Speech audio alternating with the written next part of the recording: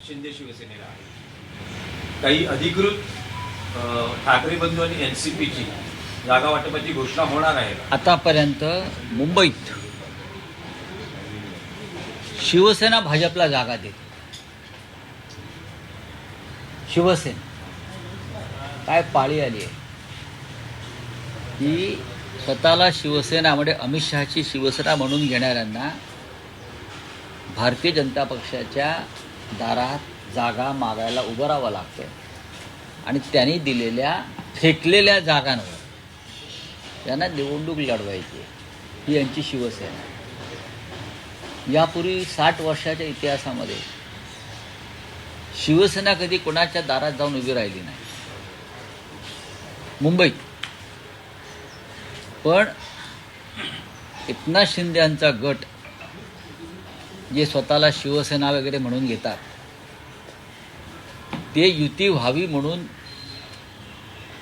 त्यांचे मालक अमित शहांच्या दारात गेले आणि आता भारतीय जनता पक्षाने त्यांना जागा दिली. लढा. हे हास्यास्पद, धक्कादायक आणि लाजिरवाणं आहे. आम्ही शिवसेना आहोत. आम्ही सन्मानानं आघाडी केलेली आहे. 140च्या आसपास जागा आम्ही लढतो आहोत. आतापर्यंत असं चित्र आहे. राजसाहेबांचा पक्ष मोठ्या प्रमाणात जागा लढतो आहे. राष्ट्रवादीला आम्ही जागा देतो. आता एकनाथ शिंदे यांची शिवसेना खरी जी भारतीय जनता पक्षाने दिलेल्या जागांवर लढते आहे की अजून काय याचा विचार जनता नक्की करेल.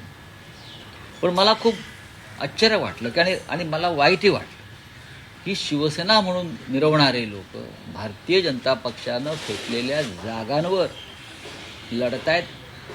जी शिवसेना आतापर्यंत भाजपला जागा देत होती, BJPला जागा देत होती, शिवसेनेच्या मर्जीनं युती होत होती, तिथे एकनाथ शिंदेसारखे लोक लाचार मराठी माणसाचं दर्शन घडवत आहेत. हे मराठी माणसाचं दुर्दैव आहे.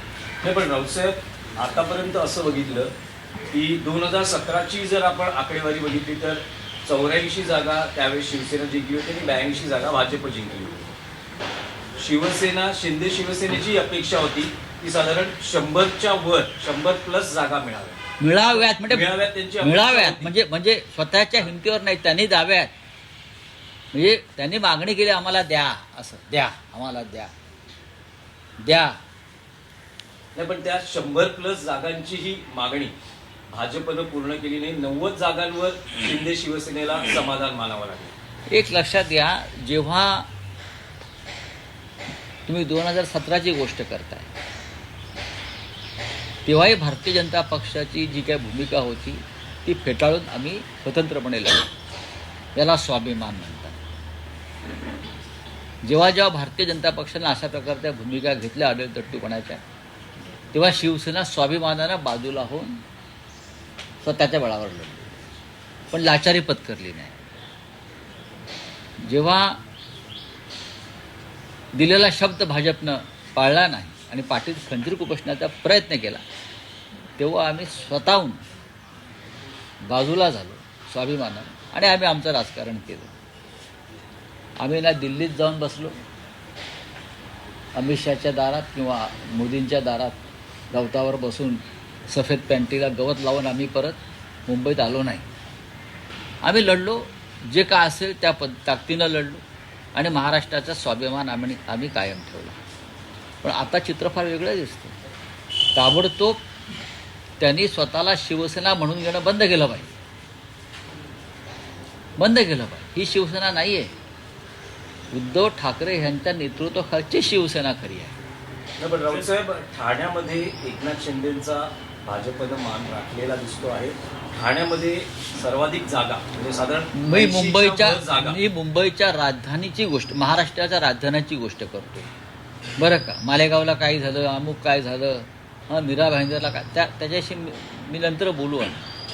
मुंबई ही महत्त्वाचं, महाराष्ट्राची राजधानी जी अमित शहा आणि त्यांचे बिल्डर लॉबी गिळायचा प्रयत्न करते त्याविरुद्ध ही लढाई आहे. मुंबईत भाजपने जी यादी जाहीर केली आहे ती सर्वाधिक जास्त त्या यादीमध्ये मराठी व्यक्तींचा घटना असलेला पाहायला मिळतो. हो, पण भाजपा कोणाचा पक्ष आहे? भाजपा हा मराठी माणसाचा पक्षच नाही आहे.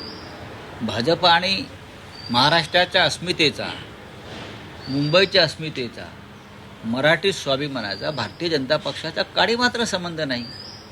त्याच्यामुळे त्यांच्या यादीमध्ये परप्रांतीयांचा भरणा असेल तर त्यात आश्चर्य वाटण्यासारखं काय? आपल्याकडून उमेदवारी जाहीर केल्यानंतर बरीचशी नाराजी देखील होताना पाहायला मिळते. वरळीमध्ये थेट उद्धव ठाकरे यांना मध्यस्थी करावी लागली, तिथल्या नाराजांना बोलवून ते होत असतं ना, असं होत असते. एकापेक्षा जास्त इच्छुक असले काही ठिकाणी तर सर्वच पक्षांमध्ये ही अशा प्रकारचं वातावरण असतं. ते आता उद्या संध्याकाळपर्यंत पूर्णपणे निवळून जाईल. रावसाहेब, पुण्यात आणि पिंपरी चिंचवडमध्ये दोन्ही एनसीपी एकत्र आहेत. त्यांचं मी स्वागत करतो. या पलीकडे माझ्याकडे शब्द नाही. बऱ्याच नाही, ठिकाणी पण असं हाकीत वर्तवलं जातं आहे की पुणे आणि पिंपरी चिंचवड दोन्ही एनसीपी एकत्र आहेत आणि महापालिका निकालानंतर महाराष्ट्राच्या राजकारणातही आणि देशाच्या राजकारणातही काही मोठे निर्णय दोन्ही एनसीपी मिळून घेऊ काय शकतात. मोठा निर्णय असू शकतो? काय मोठा निर्णय म्हणजे असा काय मोठा निर्णय असू शरद शकतो? पवारांनी एनडीए बरोबर जाणं. हा मी मोठा निर्णय मानत नाही. शरद पवारांनी एनडीए हा मी मोठा निर्णय मानतच नाही आहे. आणि पवारसाहेब असं करतील असं मला वाटत नाही. पवारसाहेबांची विचारसरणी पुरोगामी विचारांचे ते नेते आहेत. त्यांनी जी पुरोगामी विचारधारा आहे, शाहू फुले आंबेडकर आणि जात्यंत शक्तीविरुद्ध जी लढाई महाराष्ट्रानं कायम केली, त्याचे सध्याचे शिलेदार आणि नेतृत्व शरद पवारांकडे आहे. आणि आम्ही त्यांच्याकडे त्या दृष्टीनं पाहतो. त्याच्यामुळे असा वेडावाकडा विचारधारेविरुद्ध जाण्याचा निर्णय ते घेतील असं आम्हाला वाटत नाही त्यांच्या चाहत्यांना. पण राजकीय वर्तुळात अशी चर्चा आहे की यासाठी उद्योगपती गौतम अदानी मध्यस्थी करतायत. गौतम अदानी म्हणजे महात्मा फुले नाही आहेत, बरं का, किंवा संत गाडगे महाराज नाही आहेत. शरद पवारांचे सगळ्याच उद्योगपतींशी संबंध आहेत प्रेमाचे, त्यातले एक अडाणी.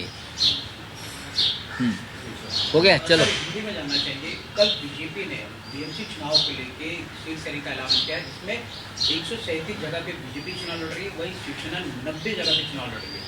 इस फैसले को कैसे, एक समय था अभी तक ऐसा होता था मुंबई और महाराष्ट्र में कि शिवसेना हमेशा बड़ा भाई रहा और शिवसेना बीजेपी को सीटें देती थी मुंबई में. लेकिन ये पहली बार हुआ है. अमित शाह की जो शिवसेना है, मैं अमित शाह जी की शिवसेना मानता हूँ, उनको बीजेपी से सामने गिड़गिड़ा कर सीटें मांगनी पड़ रही है. ये शिवसेना नहीं है, उसे हम शिवसेना नहीं मानते. जो बीजेपी के सामने घुटने पर है कि हमें कुछ सीटें दीजिए, ऐसा शिवसेना के इतिहास में कभी हुआ नहीं. ये इसलिए हुआ है, बीजेपी के साथ जो शिवसेना है वो नकली है, वो अमित शाह की शिवसेना है, इसलिए हो रहा है. जब जब भारतीय जनता पक्षा ने कोई ऐसी भूमिका ली है संघर्ष की, तो हमने उनको छोड़ दिया है, क्योंकि हम शिवसेना है. हम अकेले चुनाव में सामने गए, चाहे बीएमसी हो चाहे महाराष्ट्र का चुनाव, हमने अकेले चुनाव लड़ा है, लेकिन बीजेपी के सामने कभी घुटने नहीं टेके.